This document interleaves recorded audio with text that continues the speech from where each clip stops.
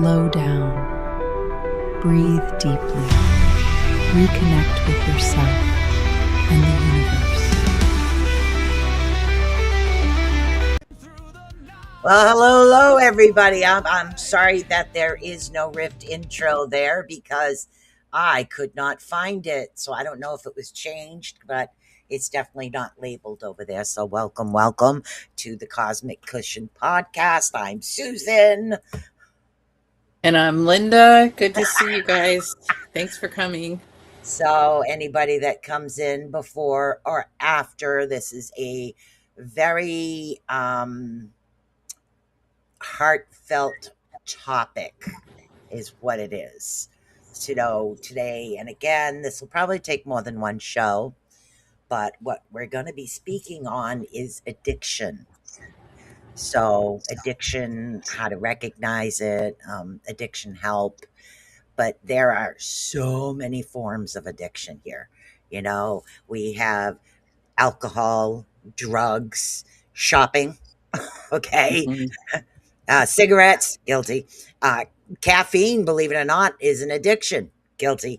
I mean, there are so many different types of addiction that you can't really just categorize it as a substance abuse. It really is a form of mental or physical escape from reality because that's what we're trying to do. A lot of individuals, when they go through the addiction, they're escaping. They're not looking at the root cause. And did you know that certain people, there are different levels on it. It's in my Reiki book. What it is there are certain chakras that are affected deeply and really do cause people to continue with the addiction process.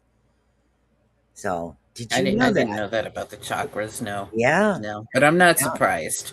yeah. It's usually the sacral and the solar plexus, sometimes the root, but mostly the two ones below the bottom chakra is the one that gets affected most. But every chakra can be affected. Yeah. So, depending on what actually happens with addiction. I mean, Yeah. addiction can be something that is non-purposely hurts the family because the individual who's going through the addiction does not look at, like, they don't think about what they're doing to the people around them. They're just trying to get through what is Right. happening. And that's the hard part, especially for families, Yeah, because the they they're God, not alone in it. I mean, they might think they are, but they are definitely not alone in it because the family cares about them and right. they're part of us. Yeah. It's difficult. I mean, some addictions, they can cause astronomical effects where people do pass away and have to use Nikon, or I think that's called Nikon or Narcon? something. Narcon. Nikon, yeah. They have to use something like that, or better yet, you have a shopping addiction and you turn around and the next thing you know, you and your family are homeless because you've pretty much spent all your credit cards on it. So it's pretty bad. And then you have a smoking addiction, could be do the same thing. You have an addiction to cigarettes. That is still an addiction because nicotine, we didn't know back when I started that nicotine was an addictive substance. Nobody knew that. So there are certain aspects of this where it can affect, like smoking can affect your health. Hmm. The shopping addiction affect your wallet. What about hoarders? Do you Yeah, consider that's really hoarders people with an addiction? I do. absolutely, Yeah. absolutely, and they can't stop. I mean, it's really hard without them getting some kind of intervention and help to continue getting better. Yeah. It's really difficult. Hey Heidi, how are you doing? I wish I could read what you're saying, but Right. can't even read Oh, I that can read it to you. right I now. got it. She said hello and much love from Boulder, Colorado. Just got home and shared out. Thank Thank you. And you. then she also said she didn't know either about the chakras being affected, but she said that makes sense. Yeah. It is. I mean, we'll have to do a show on chakras, and we can either we can add it to this show as well, because I literally, my Reiki manual is about kind of that Oh big. my goodness. Because when I teach Reiki, I teach about the chakras as well. Only because how Good. you heal someone, that's Otis is barking because somebody's probably walking by my door. Yep, there He's goes the growl. Very he's protective, my boy. I'm not getting up. No, I'm not. Anyways, so so the chakras themselves, we're going to get into different forms of addiction and what family members can actually do to help. But no matter how much as a family that you want to help, they have to want to help themselves. And right. it's not that. Now this is something that's very personable to me. Not being the a person, well, besides smoking, but I literally was, um, I had a husband that died, and he had an addiction. He was an addict. So, but when I met him, he wasn't. So I've been through all that. So I'm on the outside looking in, and I understand for those that are on the outside looking in. So, yeah. Yeah. So it's difficult because they will think you don't understand what it's about. It's not about that. And then a lot of individuals, depending on the addiction type, and again, jump in any time here when you want, and we'll get into some slides here and there, but a lot of individuals will automatically, the people that aren't dealing with the personal addiction and you're the family member, you're thinking, okay, a lot of times you will think, okay, they're choosing that over me. Why are you That's choosing not this the over case. me? But this is what you go through, especially This is like, not. right, especially Yeah, like with the family. Sometimes it's you deal with those things. It's like, as a couple, as far as me and a couple, it's like, okay, you're choosing that over me because, and this is what psychologically what you go through, but what are they going through psychologically? yeah. So I've had quite a few family members that have been um, affected by different addictions, and yeah, we've lost people because of it Yeah. as well. And it's really difficult to sit back, but there's still, even in families, there's still a lot of controversy and arguments over whether they want to do it or they don't want to do it, and they don't love this person enough, and all those things keep coming up and Yep. coming up. And the truth is that, we're just starting to get to the bottom of this with medicine, and it's got a long way to go.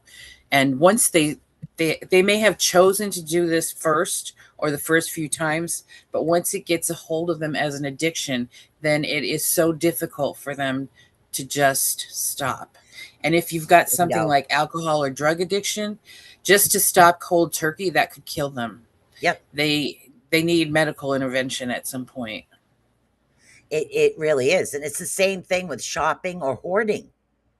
It's like they don't have enough stuff. They don't have enough stuff. What's going on? What about extreme, we'll say extreme preppers. That's what we'll say.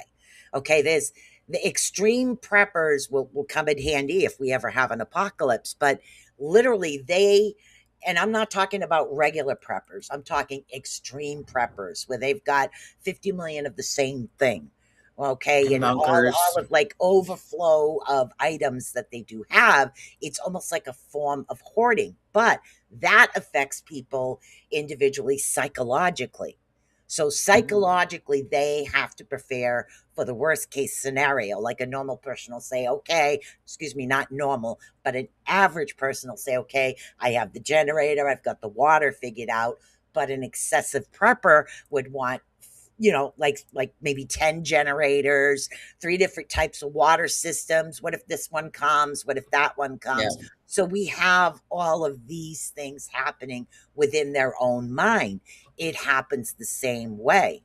A lot of times, like a child, we'll say a child of an alcoholic. Okay. Now, a child of an alcoholic, like alcoholic couple will majority of the time psychologically think that it's normal for them to be like that. That's how they kind of grew up. So for them to break the cycle and not go into the alcoholism, or if they're seeing the effects of some type of drug, whether it's prescription or street, it's still a drug. Right. This is what I'm saying. It doesn't matter. You can get addicted to prescription drugs the same way. So my mind is jumping all over the place here right now. Yeah, this could take us we could work on this for months. Yeah. And still probably not cover everything. So it's the mentality of choosing that over me. Yeah. And that's what it is. Some type of individuals will do that. And the problem is that once somebody like breaks the cycle, and again, I'm going to pick on myself because it's the only personal experience I do have, but I'm going to be talking about myself in the third person. So there you go. So say if an individual, met somebody, they got along good, there was no sign of any type of addiction. But as the relationship progressed, after kids comes the stress, comes this, all of a sudden that addiction they had years ago comes back. This is something that the other half isn't used to and wasn't aware of. They have no idea. So pretty much what psychologically we don't understand what the addictive person is thinking, but also how is it going to affect the individual, the couple, or the kids psychologically as well. So that's like a whole family type atmosphere that's Right. actually happening. And so Sometimes, yeah, when they treat addictions, they will want to bring the whole family in because of those reasons, because the family dynamics will change and right. everybody's going to need help going through that. Um, yeah, the family is a big part of it. Sometimes the individual with the addiction does not want the family around. Right. And I believe that's part of it. That's the isolation. Yeah. And they are really good at hiding it. Yeah. So I know a person who just had an alcohol incident, who ended up in the hospital and almost died, and nobody knew it was so bad. Exactly. The person had hit it so well. You do have weekend alcoholics, which I'm sure you guys know what that is, Yep. but Functioning there are people alcoholics that as well. there are people that are so good at hiding their addictions that, I used to have a problem with food, so I have to watch it and be really careful. But when it was in full force, I would make cakes, hide them, and say that the kids ate them all. So there's only this little piece left.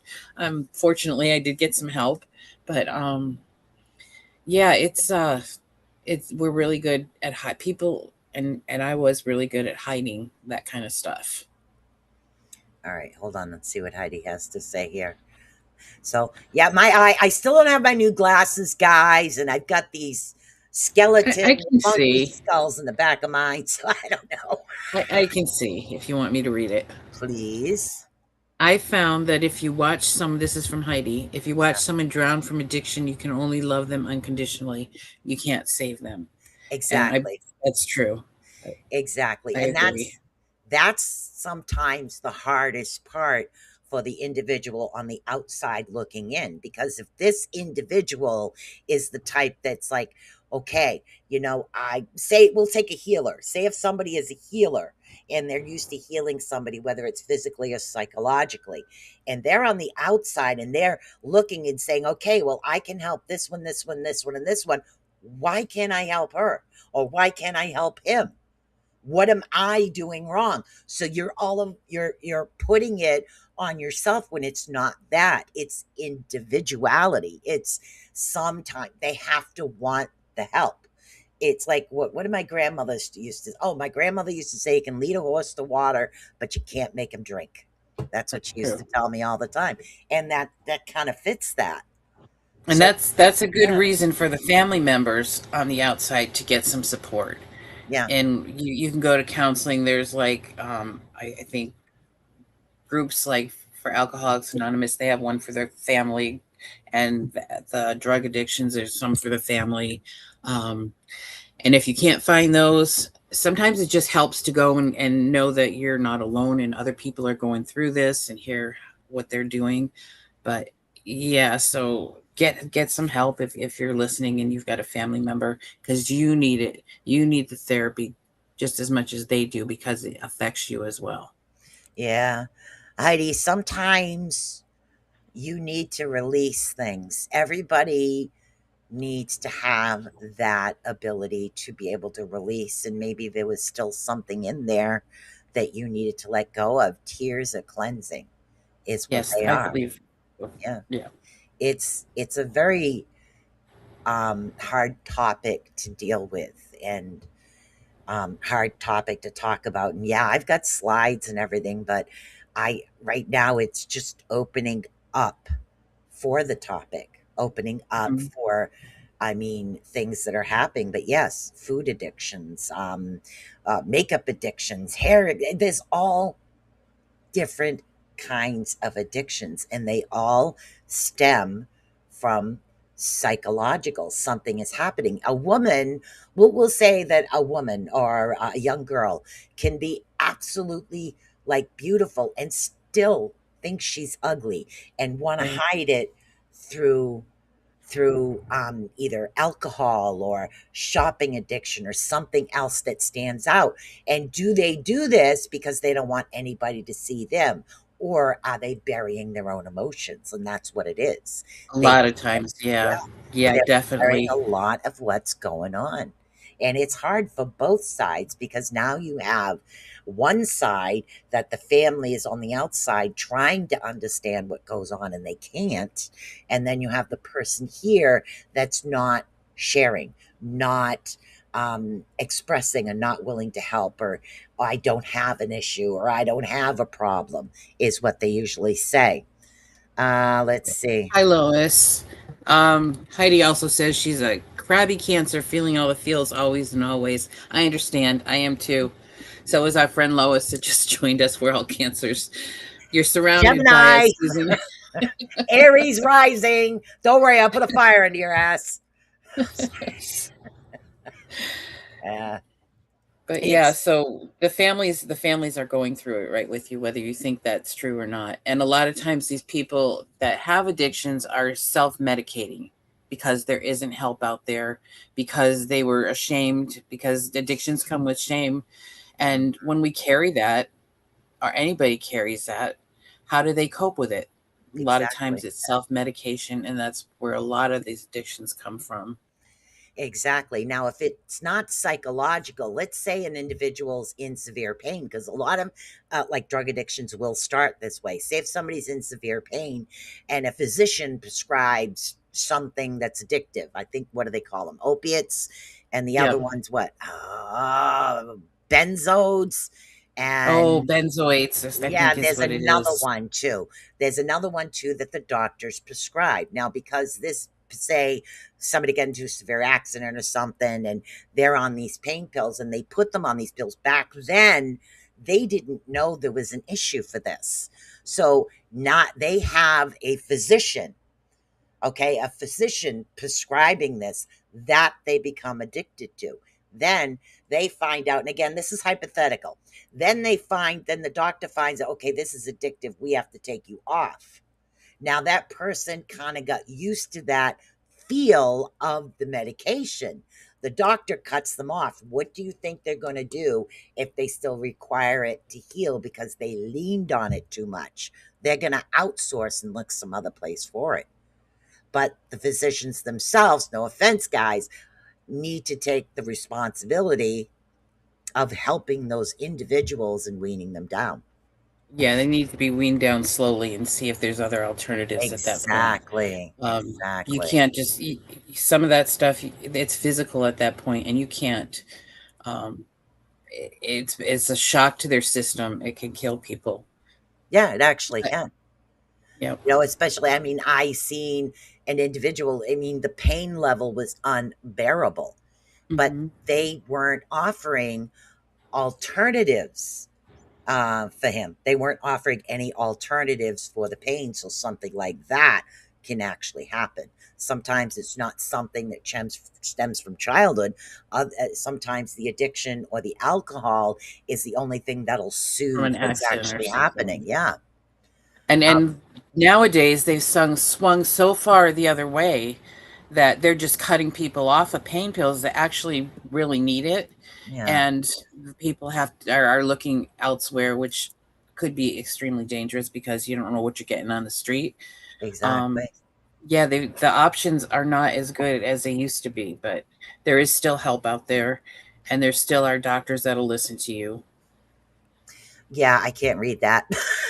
Oh, Sorry. love this quote by Tupac. You can spend minutes, hours, days, weeks, or even months over analyzing a situation, trying to put the pieces together, justifying what could have, would have happened. Mm. Yeah, those would have, could have, should And have. then she And it says, says, or you can leave the pieces on the floor and move the FK on. I know I'll never figure out why people do what they do. I choose to leave the pieces on the floor. mm, And yeah, that's a really hard thing to do if you're watching somebody go through an addiction yeah, it and it's it someone it you really love. is, but sometimes when you're on the outside, what's happening is you're getting tired of the routine. It's like I said, you can lead a horse to water, but you can't make them drink. So the issue is how much, okay? We have the person that needs the help that has the addiction, whatever type it is. Then you have the individual who can only take so much more, but they have to keep themselves safe at the same time. Now, if this individual chooses to walk away because that's the best thing for them at the time, whatever the situation is, the individual here will all of a sudden blame a higher dose of addiction on the individual that Right. left because they didn't stand by them. So it's like Yep. a win-lose situation when you're dealing with something like this. I mean, Yeah. psychologically, the aspects of this are unbelievable. Now, let's take into account somebody who's a hoarder. What if somebody's a hoarder? They own a house. Okay. What happens when you put a lot of stuff outside in a city? You get rats. So, everybody in the In a city, a neighborhood, lot of times we'll see that and they can come yes, in and do something about it. But if they're hoarding inside the house, yes, and we're talking about the extreme people, I think the rats come in, there's dead animals and that they yeah, don't even know about that have been buried under piles of garbage. There's yeah, garbage and I can't they if nobody sees it, they will stop going out. They will stop inviting people to their house. Nobody sees what they're going through. Nobody exactly, sees what the evidence is. exactly. It's a tough situation. People even get addicted to shopping. You can go broke by doing that as well.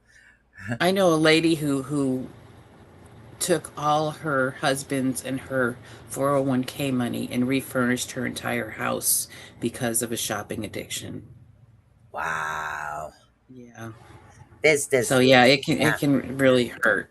There's so many different types of addictions, and I know we've practically talked a whole half an hour, but like I said, this particular topic really needs to be heard because it's not always um it, it's not always the fault. Like, if it's a prescription that was dealt with you, yeah, okay, that's how it started, but you still have to take that responsibility for yourself. Like, individuals that hoard are causing the rats in the neighborhood, or somebody that's drinking alcohol nonstop and doesn't even realize it. I mean, Mhm.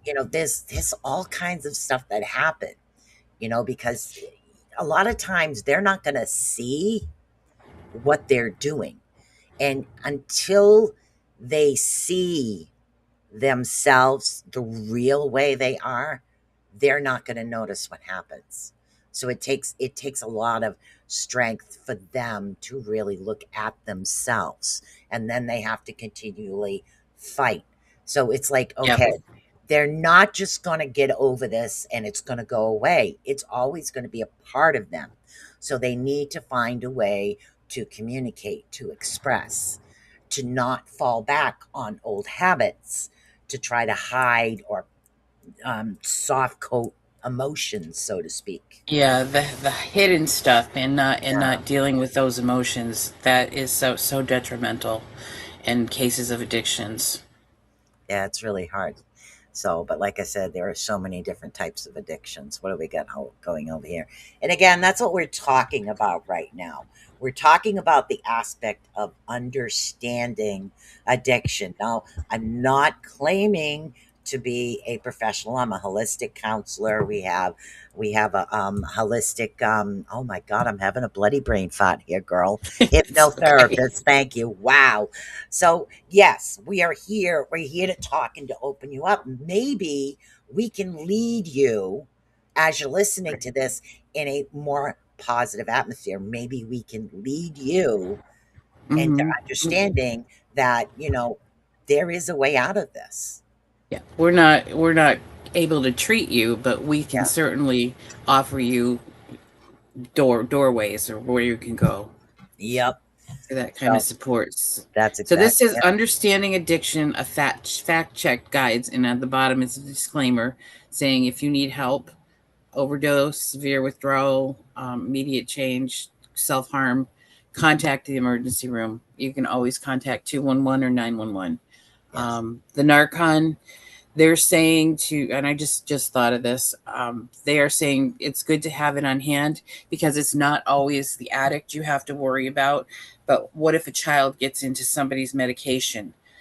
Having Narcon in your house can help them. What if somebody's walking by the house and they don't know that they got drugged up? Maybe Yeah. somebody put something in their drink. Like, people that go out, they tell you to cover your drinks to make sure that, and keep them with you to make sure that you don't get that.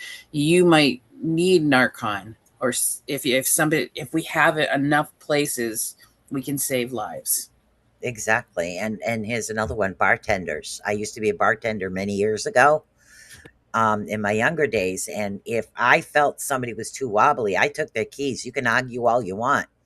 Okay, I'll call you a cab. You're not driving home. And then I would tag their name to the keys and put them in the drawer for the owner. So this way somebody could come pick up the car the next day. But a lot of bartenders won't do that. They're too drunk. They're Yep. being belligerent. They just throw them out. That Hmm. causes an accident. But if you're the one serving the alcohol at the bar, you have to know when to call it. So the responsibility doesn't just lie in the individual drinking. Maybe they're having a good time and wasn't paying attention to how much they were drinking. Yeah. Never know. Maybe they were depressed and thought that could shoot up their confidence or whatever. But everybody needs to take that responsibility for those particular actions. Hello, Z Dragon. Now I can't see that. Yeah. I'll plop that up there. There we Oh, now I go. can. Z Sun Dragon. Now I see Z. Hi. All So we right. go to So the let's. next page here. Yep. There we go. Ah. Yeah, I can't see a word of this, by the way. Okay, that's all right. So understanding or defining addiction, bio and psychosocial. So that's like a trifecta. Yep. It's a chronic treatable condition. Addiction involves a persistent difficulty in controlling substance use or behavior despite resulting harms. It is a health condition, not a moral failing or a lack of willpower. Yep. And I hope if you take anything away from this, that takes away all the shame that anybody should thinks they have to carry. Exactly. So biological could be genetic, vulnerability, and psychological changes in the brain's chemistry. Susan and I were talking earlier. It takes sometimes 7 generations to get those features or those I don't know, that's not the good word. Those characteristics of addiction out of a family. Yeah. Psychological, um, coping behaviors, learned behaviors, and mental health factors. And Hmm. social, environmental influences, social connections, and community support. Which, socially, is a lot of people started drinking just because they wanted to be part of the crowd that their friends were going out to have a drink. So they decided, okay, I'm going to go too. Smoking started the same way. You just wanted to Yeah, fit in, and now it ends up being addiction. I right. have some tech issues, storm brewing on the horizon. Okay, Heidi. Here. But we know They you're pass always too here, but quickly. that's it. It's working as biological, psychological, and social. And you have to remember it's an addiction. And if you're an individual who has successfully navigated through addiction, don't put yourself down. If that's who you were, it's not who you are. Correct. You have to let go of that saying, okay, I'm always an addict, or I'm an alcoholic. You're a surviving alcoholic, you're a Right. surviving addict, you're a surviving individual who's dealt with the shopping. In other words, try to look at it as a challenge. You had a challenge in your life, you beat the challenge, and you're still beating the challenge every day. If you can't do it by Every day you're day, do standing. it every hour. You can't do it every hour, do it minute by minute. And That just is one of my stick with that. favorite coping things is Yeah, every day, if not a day, by the hour, by the minute, by the second. And that's right. sometimes you just have to go by the seconds. Yeah. But There's nothing yeah, wrong with that. and you can have one or all three of these. So Yes, you can. And there's actually three different types of addiction that fit into certain categories. It's in one of these slides here, but I remember reading look that. into it. Ah, choose. So the spectrum of control. Initial choice versus progression. We were talking about that earlier. While the Mhm. initial use or engagement often involves choice, repeated exposure can progressively narrow the individual's control over that behavior. Yes. So the extreme avoiding extremes, not just bad choices, oversimplification ignores the biological environmental changes of in your body and your mind. um, Chronic does not mean unchangeable or fixed, and that's true. Our bodies are remarkable at being able to heal, and our Yeah. bodies are also remarkable at being able to heal these things, even if it means that we go outside for support. So, achieving recovery, it's a dynamic process that's, come on, Sorry, guys. achievable I for still can't see anything. achievable for anyone when the right support systems are in place. Three core pillars: evidence-based care that gives you access to clinically proven treatments and medical guidance, and that's when you need medical treatment so that you don't die Hmm. going off of something and putting your body in shock. Social connections, meaningful relationships, and community integrations. Get out of the house, go out to have a meal with somebody. Even go if it's shopping's not your addiction, you could always go browsing in the stores. Just get out of the house and go somewhere. um Ongoing support, longitudinal resources to manage a chronic health condition. Your empowerment comes through combining personal steps with systematic safety and professional care. Yeah, it does. And it's a hard situation to deal with. It is you need to it's okay to ask for help. It really Yeah, is. that's the really, we've talked about this on other Yeah. shows too. Asking for help is it's one of the bravest things you can do, Yeah. and there is absolutely no shame in it. There is so many resources out there that you can get the help you need. See, I like the term surviving. So if somebody like was an addict, you're a surviving addict because you're I fighting like it too. surviving alcoholism because you're a survivor of it. You're still surviving it every day. Yep, To and me, each that's day is. different than somebody saying, I'm an addict. If you're an addict, then you have the issue and you're asking for help. And I that's the like that thing. too. People need to admit their problem, whether it's alcohol or drugs or food or shopping or smoking. You need to admit there is a problem first before you can even heal. Because if you're not admitting the issue or the problem, you're not going to have the strength to actually cope with it, because then you're saying to yourself, well, I don't have a problem, I don't understand what the issue And is, yeah, you everybody keep else has hiding got a it. problem. So what you're doing is you're hiding it, because there are different forms, even alcoholism. There's, like she was talking earlier, the weekend alcoholic. There's also functioning alcoholics, where they function every day and Nobody They even go to knows they're work. drinking. Nobody Yep. knows, and of course you get the belligerent drunks, which, I got a lot at the bars when I was bartending, but that's Poor to be thing. expected over there. You know, that really is to be expected. So it's a whole situation is so difficult and so like people are afraid to step on each other's toes or bring these topics up. And I'm telling you, bring it up. Yep. Literally. And I keep saying, yeah, bring these up at the dinner table, bring them up when you're out for coffee, bring them up everywhere you go, because these conversations are important and lives will be saved. Here's another one. Do you know there's a sex addiction? Do you know Oh that yeah. a sex addict actually has a chemical imbalance in their brain that they seek out those endorphins that Hmm. happen during sexual intercourse in order to bring it back in? Those endorphins, they seek out that feeling. Right. Right. So that's you need to figure out the cause of what's occurring first in order to And figure out what's going on.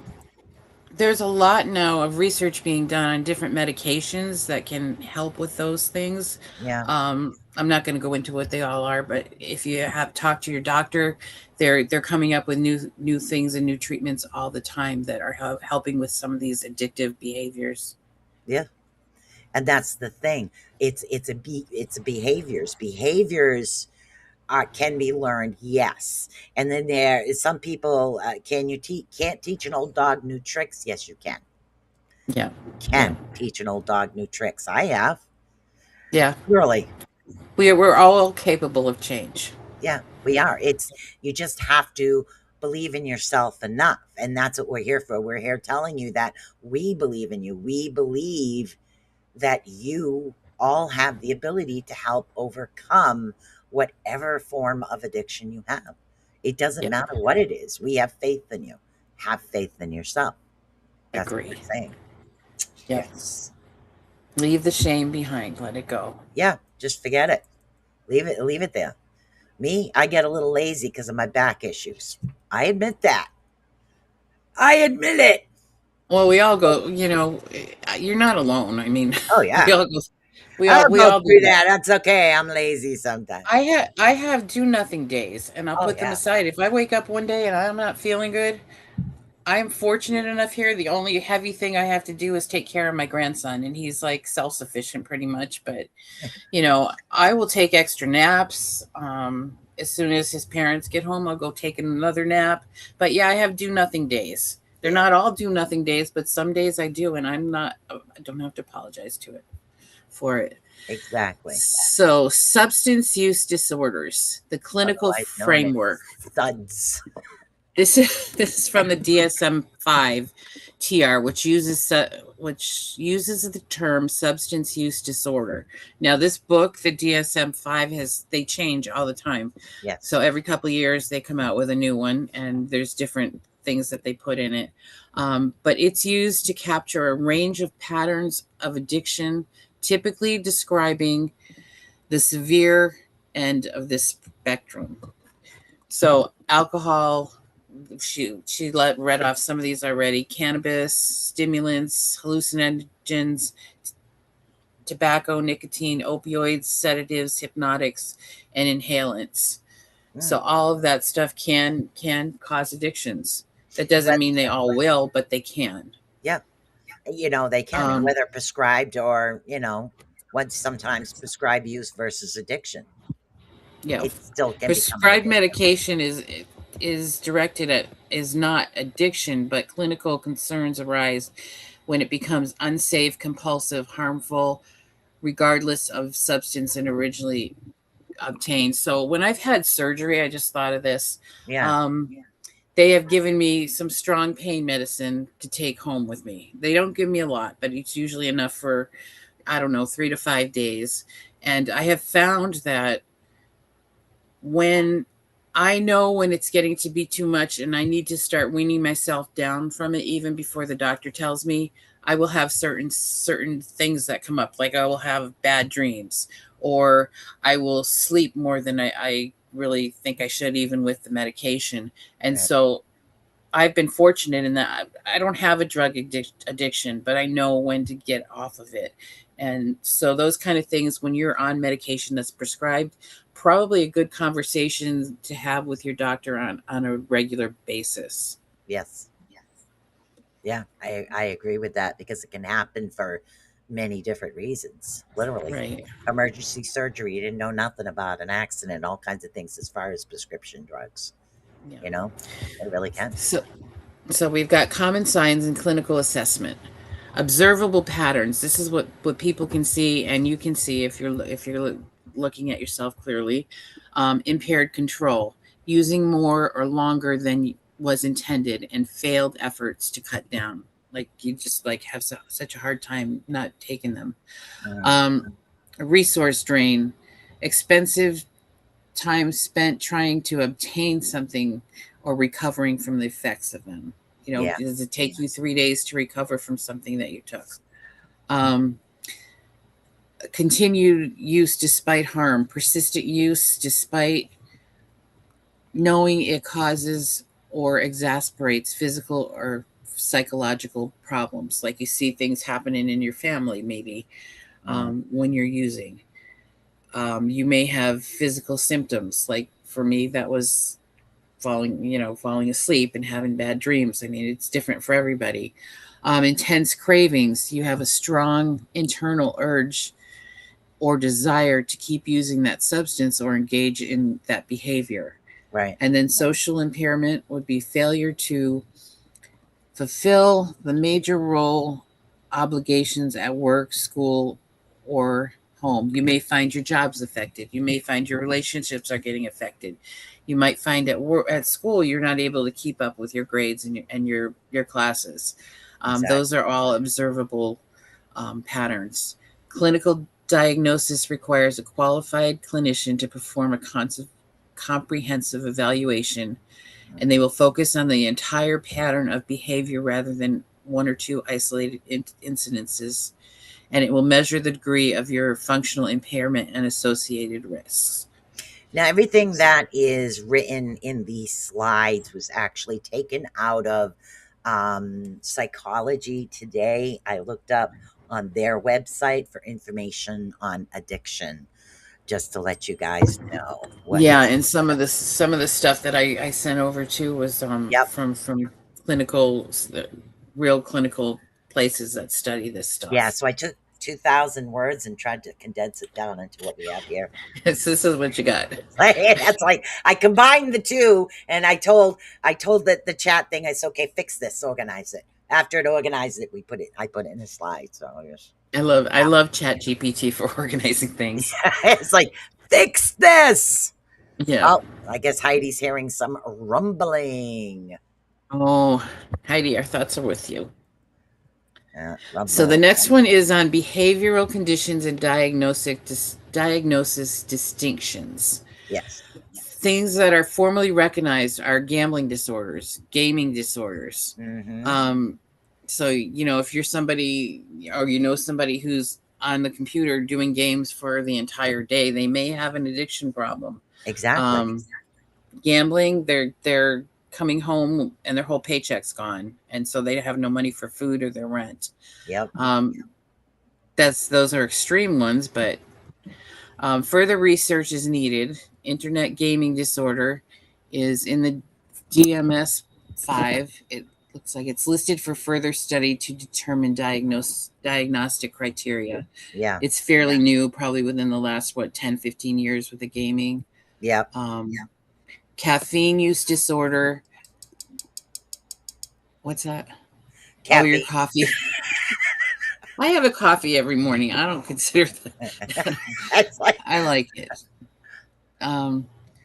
Diagnostic status remains under review for clinical. Yeah. Whatever that is. Inclusion. Okay. Sorry, everything is a blur to me. It's okay. Unestablished categories. We're getting through it. So food, shopping, social media, exercise behaviors can cause distress, but are not formal addiction diagnosis. That's kind of like, if you know somebody who's exercising, they have to exercise in the morning, they have to exercise in the afternoon, they got to exercise in the evening, and Right. they will exclude everything else so that they can just do that. Pretty Um, much what it's saying is anything that is done to an excess is an yeah. addiction, is the way that I'm looking at it right now. Yeah. Is it interfering with something Yeah, else? Is it causing problems around right. you? See, I Then drink there's coffee to an excess, but it keeps me up and keeps other people safe, so it's not a problem, right? I am not judging. I like my coffee in the morning. I sometimes will have two, but you know About 4 a day. Uh, Impulsive they're so control im- disorders, yeah. okay. So we've got compulsive sexual behavior, which Susan was talking about, Yep, kleptomania and pyromania. That's yep, stealing and forgot setting about that. fires. Yep, forgot about Um, a, those. dia- a diagnostic note here says the DMS-5 does not recognize sex or pornography addiction as formal diagnosis. Distinguishing these form from addictions is critical for care. And there are clinicians that actually specialize in these things as well. Yeah, there has. I mean, look at Dr. Ruth. You remember Oh, I Dr. loved Ruth? her. Every I loved she her. is like so blunt and out there. I loved it. But to her, it Yep. was everything had to do with the sexual reason behind it. And Hmm. then Freud was everything was you loved Mother. your mom too much. I mean, it was just it goes from one to the other.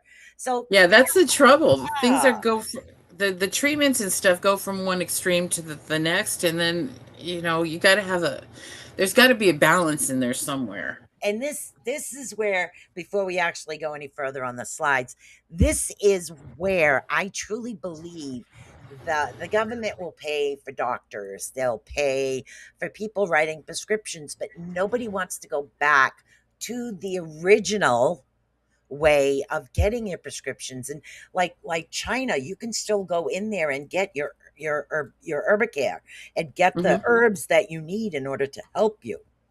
So if the herbs are like non-addictive and they're unharmful and they're Yeah, prescribed by a professional, it would help people a little bit more because there are mixtures in there for pain as well.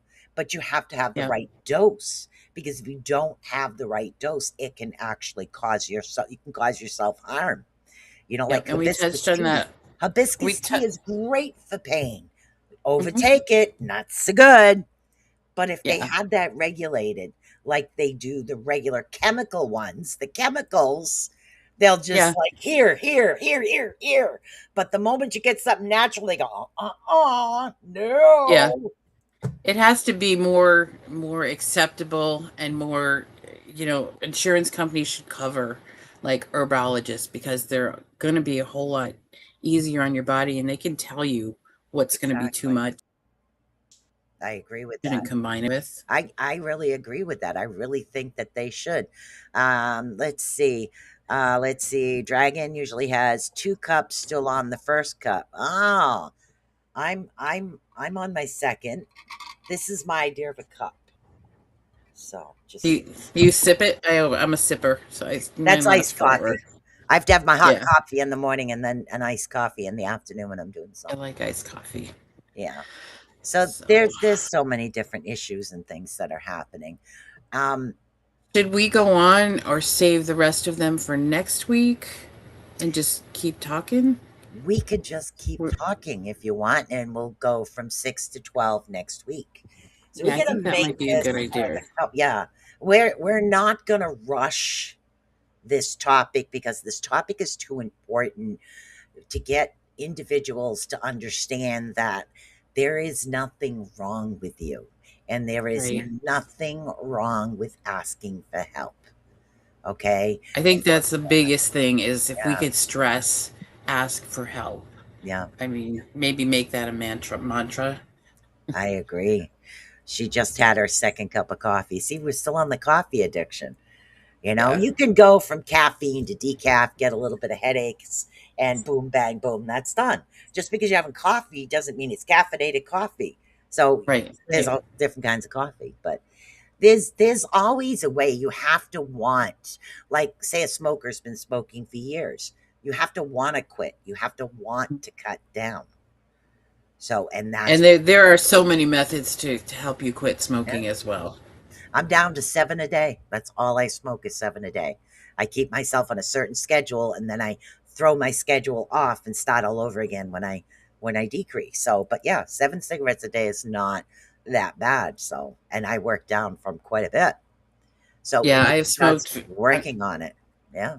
I have been on and off for years, but the last time, I consider that my permanent quit was like 2008. Yeah. The doctor came in, and this is how important good doctors can be, depending on how they say something. And I had just had surgery for my gallbladder, and she Yeah. said, "I want to ask you a favor. I want you to do me a favor. Will you do it?" And I said, "Well, that depends. What do you want me to do?" She goes, "I want you to stop smoking for 2 weeks." And I'm looked at her and I'm like, "I don't want to stop smoking. I had a lot of stress going on then." Yeah. And she said, "I didn't ask you to stop smoking. I asked you to not smoke for 2 weeks." And she wouldn't leave until I said yes. So I said, "Okay, 2 weeks." By the time the 2 weeks was over, the physical symptoms of the nicotine addiction were gone. Yeah. And I didn't feel the need to have it anymore. I switched. I chewed a lot of gum after that, but I have not touched a cigarette since then. Yeah. The All first time, because yeah, the first time I quit, it was weird. I was just really tired one day, and I just woke up and decided I didn't want to smoke anymore, so I didn't. And that was yeah, it. That was absolutely it. Is there a private chat going on here? I don't Oh, know. yes, it says you're here. Who's here? You. Oh, from this morning. Yeah, and it's like, okay, it is here. So, as far as dealing with, let's go back over here. We'll do the rest of the slides next week is what we're going to do. But understanding, I mean, not just smoking and caffeine or alcohol, or even if you have, say, if you were in a relationship or have a child that Mhm. has one of the issues that are more severe, and you were on the outside looking in and you still haven't healed from it, it's okay for the family to ask for help too. To Right. understand, it's not that you're putting the blame on the individual who's going through it. You're just doing and working through things yourself to understand yourself better. And yeah, and by asking for that help, you will find you're concentrating on yourself, which is what you can do the most of. You can't necessarily affect the addict, but you're Exactly. doing what you can for yourself, and the dynamics may change, and you will have better coping abilities just by doing that, because I know it's very stressful to watch somebody you love go through that. Yeah, it is. You know, it's the same thing when you're watching a loved one, um, when you're watching a loved one and you know that they're going to pass, you always pull the shoulda, coulda, woulda. I should have done Hmm. this. I wish I had done that. So there's a lot of things that you blame yourself for. And that's what the people or the individuals who are going through the addiction need to understand, that maybe, just maybe, the person on the outside looking in is blaming themselves, especially a Right. parent. Especially a parent will blame Yeah. themselves.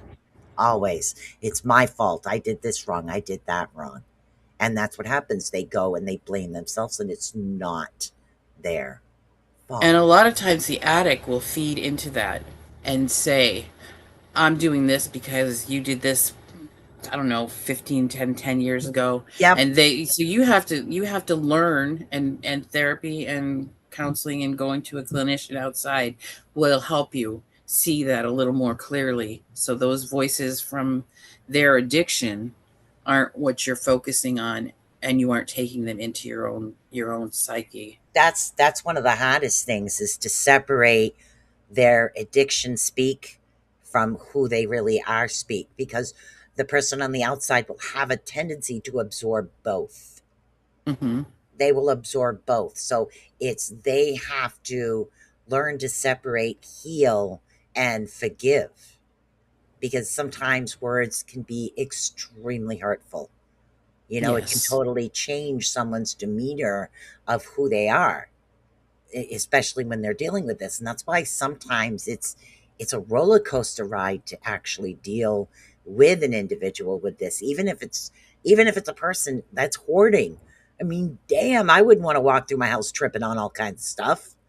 You know, Yeah, and these like these people are in this. pain. I think that's Oh, the thing you got to remember is yeah, they're in pain, and when people are in pain, any sort of pain, I don't even grief. I mean, they will lash out on other people, and they don't even realize sometimes what they're saying. yeah, And deep down, they probably don't mean it, but we take it into heart as family. yeah. It's all about choices. You consider everything that you do an addiction. And okay, say if somebody's on a cholesterol pill, okay, to me, I consider something like that. I was on cholesterol meds for years, but one of the actual vitamins I was taking helped balance that off. So my cholesterol level just went down. So I don't take that anymore. So what I did was find alternative ways. But until you're in that mindset to try to find another way to actually do this, it's a difficult thing to do. Yeah. So did you take that the cholesterol thing? Did you take one and go the other, or did you go completely off the medicine and then do the They took me right alternative? off. I didn't need it. Yep, I went completely off.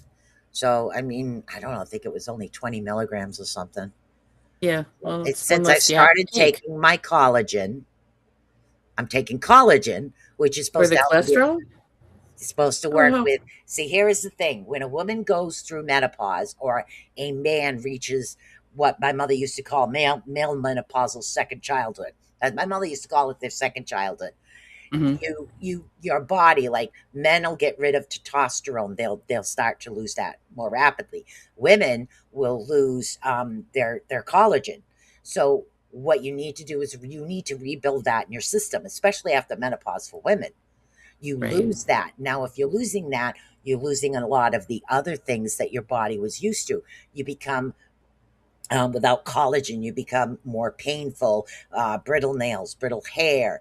But a lot of the chemicals that were in your body, like you could eat anything and burn it off, and now you can't. Yeah. Okay, that has a lot to do with that. It's the amount of collagen. Like you have to take collagen one, and I think it's 1 and 2. Nope, 1 and 3. Only collagen, 1 and 3. 1 and 3 Mhm. something is the ones that I needed to take. I didn't need to take this expensive multi collagen thing. I didn't need them Right. all. My body just needed those. And vice versa when you're dealing with a male situation.